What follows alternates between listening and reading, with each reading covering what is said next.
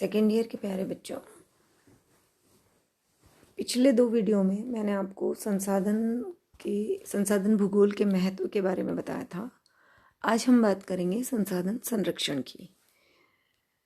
संसाधन संरक्षण की संकल्पना, संसाधनों के संरक्षण का विचार नवीन नहीं है, यानी पहले से ही इसको समझने का प्रयास किया गया था। तो संरक्षण का जो प्रचलन है संरक्षण का, वो प्राचीन काल से था। प्राचीन काल में तो बल्कि संरक्षण का प्रभाव ज़्यादा था, क्योंकि प्राचीन काल में हमारे पास इतनी अधिक सुविधाएं प्राप्त नहीं थी कि हम संसाधनों का दुरुपयोग करें। जैसे कि आप लोगों को ज्ञात है कि पहले कुएं हुआ करते थे, ट्यूबवेल नहीं हुआ करते थे,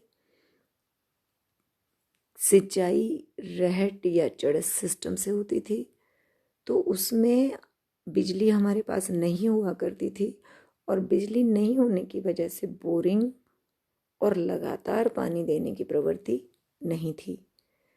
घरों में भी चूंकि पानी इतना उपलब्ध नहीं था, तो कम उपयोग किया जाता था। आज तो शायद प्रत्येक घर में मोटर लगी हुई है, और जब भी पानी चाहिए होता है व्यक्ति सबमर्सिबल चलाता है। सबने अपने बोरिंग करवा रखे हैं। अधिकांश लोग पानी को व्यर्थ बहाते हैं, अधिकाधिक रूप से उपयोग में लेते हैं। दूसरा, पहले कभी भी इस तरह से वृक्षों की कटाई अधिक नहीं होती थी, क्योंकि फर्नीचर उद्योग जो है वो बहुत अधिक विकसित अवस्था में नहीं था। पहले हर घर में लकड़ी का फर्नीचर हो ऐसा ज़रूरी नहीं था। सब लोग अपने सामर्थ्य के अनुसार छोटे मोटा जितना सा रख सकते थे उतना ही रखते थे। लेकिन जो सुविधाएं बढ़ी, तकनीकों का विकास बढ़ा, तो संसाधनों का उपयोग भी बढ़ा। जैसे लकड़ी फर्नीचर उद्योग जो है, आज घर घर में सोफ़े बहुत आराम से प्रत्येक घर में आपको लकड़ी का फर्नीचर देखने को मिल जाएगा। तो संरक्षण का प्रचलन पहले ज़्यादा था, लेकिन इसकी जो बात हुई वो 1828 में प्रेसिडेंट जॉन क्विंसी एडम ने पेंसाकोला फ्लोरिडा के पास ओक का एक जंगल लगाया। और वो किस लिए लगाया? ताकि इस ओक प्रजाति के वृक्ष की रक्षा हो सके। अब आजकल ये तो सिर्फ एक सिंबल था कि हम एक तरह के पेड़ों को संरक्षित करने के लिए ये जंगल लगा रहे हैं। लेकिन आज के परिप्रेक्ष्य में देखें तो संरक्षण शब्द का प्रयोग व्यापक आधार पर किया जाने लगा है। शाब्दिक रूप से संरक्षण का यदि हम अभिप्राय समझें तो संसाधनों के संतुलित उपयोग से इसका तात्पर्य है कि संसाधनों की हमें जितनी आवश्यकता है हम सिर्फ उतना ही उपयोग संसाधन का करें, और बाकी को हम आने वाली पीढ़ी के लिए छोड़ें। तो पिछले 30 वर्षों में संरक्षणात्मक अध्ययन के लिए अनेक परिभाषाओं का प्रतिपादन किया गया। संरक्षण की विचारधारा एवं अर्थ में भी समय समय पर परिवर्तन होते रहे। कुछ विद्वानों ने अपने से पूर्व के विचारों में संशोधन करके नई परिभाषाओं को बनाया।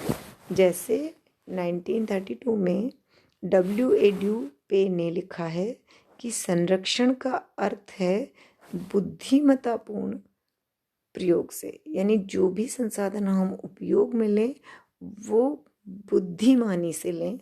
हम ऐसे ही नहीं सारे संसाधनों को यूज़ करें कि आगे जाके हमें भविष्य के लिए कुछ भी हमारे लिए ना बचे।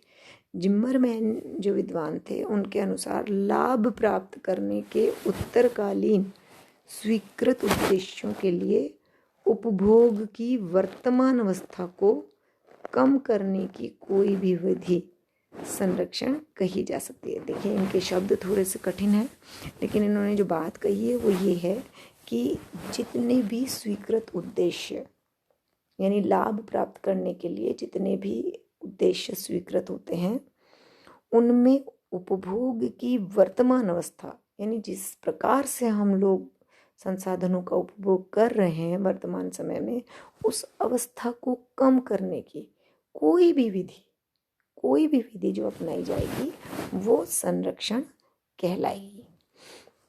विस्कॉन्सिन विश्वविद्यालय की प्रशासनिक इकाई के 26 प्रतिनिधियों के एक समूह ने राष्ट्र के लिए उचित पूर्ण संरक्षण के विषय में बताया कि संरक्षण प्राकृतिक संसाधनों के प्रयोग से समाज में वर्तमान तथा भविष्य के लिए अधिकतम लाभ की गारंटी का प्रयास है।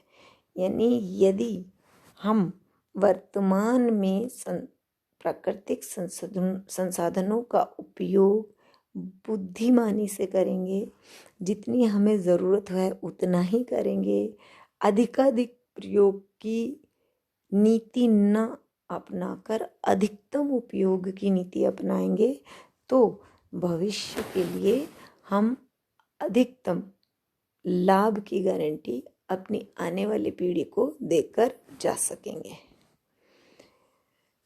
इन विद्वानों के अनुसार नवीन योग्य संसाधनों को समाज की आवश्यकता अनुसार संभावित स्तर तक व्यवस्थित किया जाए और वैकल्पिक संसाधनों का उपयोग बढ़ाया जाए। यानी आपके जो संसाधन ऐसे हैं कि जिनका एक बार उपयोग होने के बाद दोबारा जमाव होना संभव नहीं है, तो उनका तो व्यवस्थित उपयोग किया जाए। जैसे आपके लोहा, पेट्रोल, कोयला, जितनी भी ऐसी धातुएं हैं जो पहले से जमा है, या जितने भी इतने शक्ति के संसाधन हैं, प्राकृतिक गैस है, तो इन सब का उपयोग तो व्यवस्थित तरीके से। और वैकल्पिक संसाधन जैसे कि जो खत्म नहीं होते, जिनको दोबारा से आप उपयोग ले सकते हैं, जैसे सूर्य ताप, हवा, आपके सौर शक्ति, वायु शक्ति, आपकी जल विद्युत, ऐसी चीज़ें जिनका उपयोग लेने के पश्चात भी वह संसाधन समाप्त नहीं हो रहा है। इस प्रकार से न केवल संसाधनों के बढ़ते निरर्थक उपयोग को कम किया जा सकेगा, बल्कि तकनीक की अभिवृद्धि के सही प्रयोग में भी सुधार लाया जा सकेगा। यानी बेकार उपयोग से बेहतर है कि हम नई तकनीकों को अपनाएं और कम से कम संसाधनों का उपयोग करके अपने औद्योगिक लाभ को अधिकतम लें। प्राकृतिक संपदाओं का सिद्धांत निजी एवं सरकारी एजेंसियों में कर्तव्य तथा अधिकारों का भी निर्धारण करता है।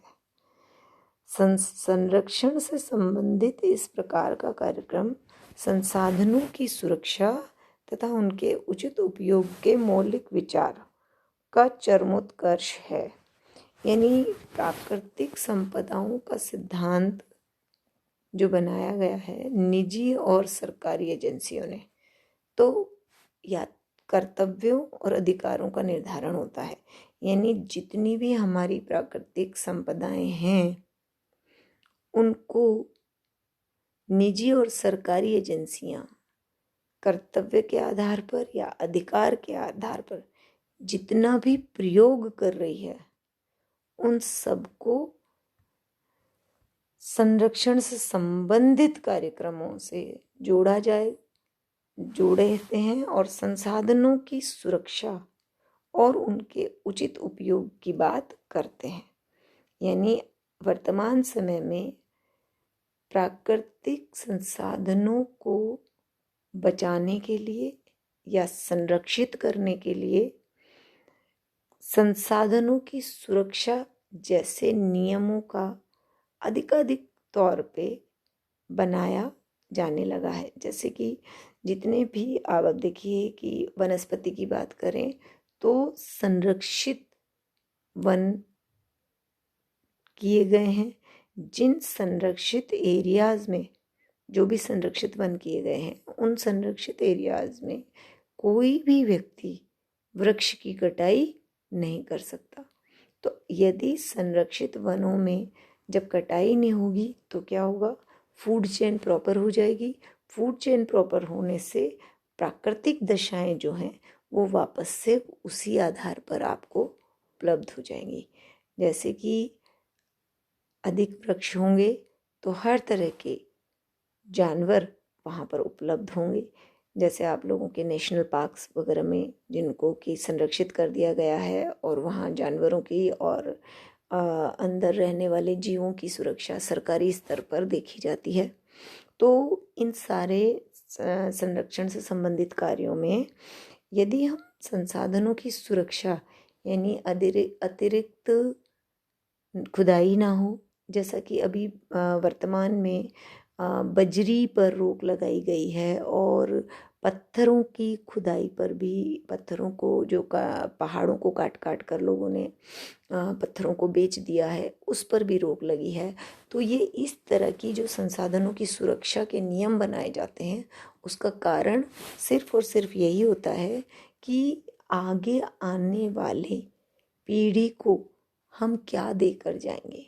और अगर आने वाली पीढ़ी के पास संसाधन बचेंगे ही नहीं तो हाई टेक्नोलॉजी होते हुए भी वो क्षेत्र के विकास के लिए कौन से संसाधनों का उपयोग करेगी, उनके स्वयं के डेवलपमेंट के लिए, उस समय के दौर में विकास के लिए किस तरह के संसाधन बचे रहेंगे, ये सारी बातें संसाधनों की सुरक्षा के अंतर्गत की जाती हैं। और सुरक्षा के साथ साथ उनका उचित उपयोग, इस तरह का जो विचार है वो वर्तमान समय में सबसे ऊपर है। यानी हम देखिए, हम ज़्यादातर जो इतनी भी बात करते हैं विकास के तहत, तो हम बात करते हैं प्रदूषण कंट्रोल की, हम बात करते हैं अधिक उत्पादन में कृषि और उद्योगों के द्वारा मिलने वाले उत्पादन की, और उसके साथ साथ पर्यावरण की। तो वर्तमान में पर्यावरण को सर्वोच्च स्थान मिला हुआ है और संसाधनों के संरक्षण और उनके उचित उपयोग को भी मौलिक आधार पर चरमोत्कर्ष यानी सबसे टॉप पर, इस प्रायोरिटी पर इसको रखा हुआ है कि अब वर्तमान में संसाधनों का दुरुपयोग न हो और आगे आने वाले भविष्य के लिए ये बचें। इस तरह की ही कार्यशैली हमको अपनानी होगी। तो यहाँ मैंने आपको इस वीडियो में आपको बताया है कि संसाधनों का संरक्षण शब्द जो है, उसकी संकल्पना जो है वो कैसे बनी और किस तरह से विभिन्न विद्वानों ने संसाधनों के संरक्षण का विचार प्रस्तुत किए। अब इससे आगे नए टॉपिक पर फिर से चर्चा करेंगे।